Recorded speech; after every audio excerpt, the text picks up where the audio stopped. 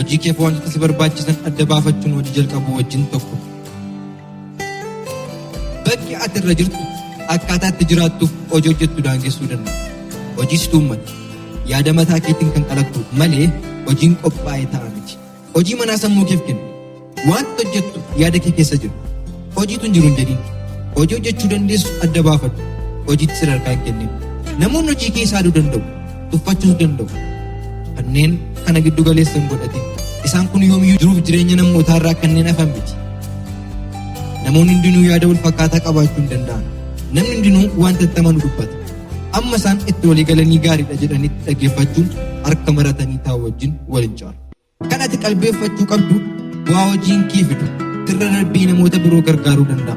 Hojiin kee siif bu'aa kan qabu yoo ta'e namoota biroofis akkasuma. Bu'aa yaada sammuun keetti amanuu fi namoota biroofis bu'aa ni buusa jettuun hojiitti seeni.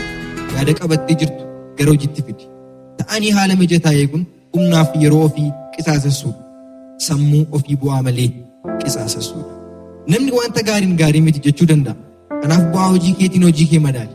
Nama hojii hojjetu ta'e har'a hojii tokko eegaltee jechuun har'a bu'aa isaa argata jechuu miti.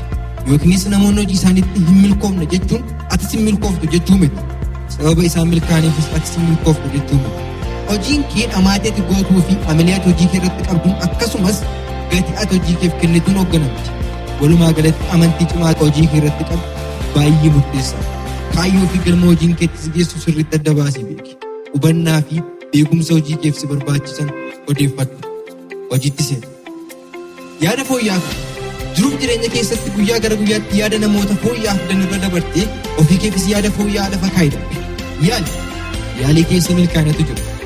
Akkaataatti yaadu jijjiiruu wantoota hundumaa fooyyessitee agarsiisuu dandeessa. Akka dandeessu namantu yoo ta'e yoomiyyuu yaada fooyya'aa tokko fiduu dandeessu. Muuxannoon jireenya kee kaleessa darban dadhabina kee agarsiisaa turan yaalii ati gootuuf xiyyeeffannaa ati ofii kee jijjiiruuf gootu si jijjiiru. Jireenyi kee gara fuulduraatti deema. Kanaaf kan ati ofii kee jijjiirtu jireenya kee gara fuulduraatti dhufan malee jireenya kee darban keessatti duubatti deebi'anii of hin jijjiiran. Yaada fooyya'aa fiduu keessa ofii kee jijjiiraa jiru.